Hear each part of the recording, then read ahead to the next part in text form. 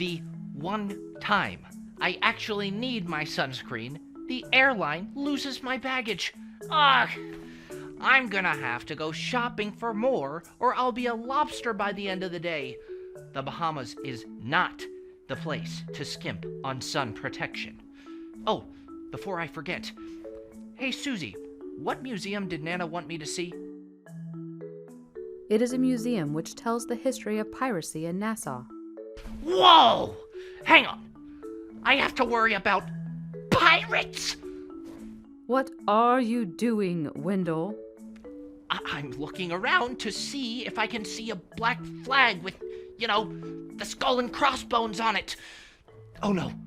Susie, do you think that's who stole my suitcase? No. The airline accidentally left it behind in Georgia.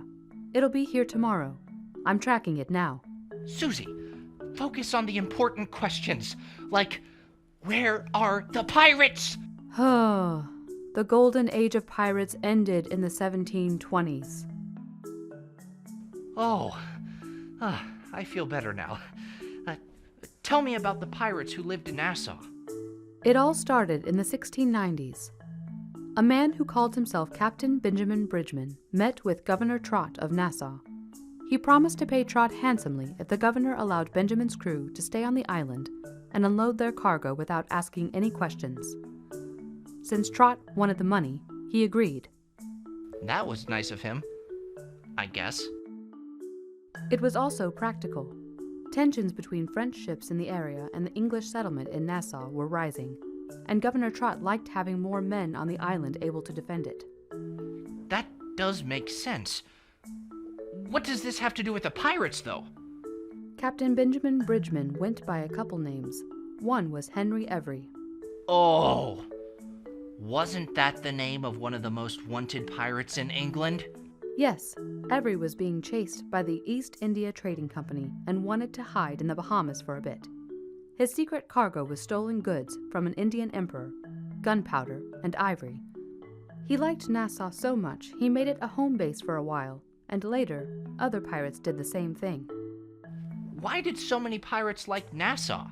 There were many merchant ships to rob in the area, and the shallow waters prevented large ships from getting close to land, while the smaller pirate ships could navigate the shallows perfectly.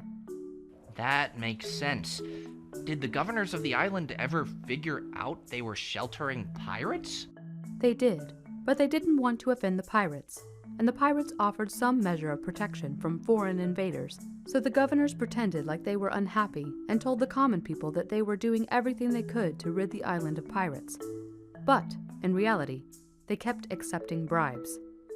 Huh.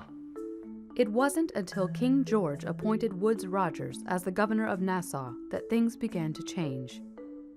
Rogers offered full pardons to any pirates who surrendered and then hired the former pirates to hunt down the ones that refused to surrender.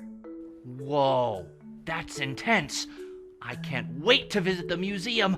I wonder if they have costumes in the gift shop. I've been meaning to get some souvenirs. I think I'd like to remember this crazy trip.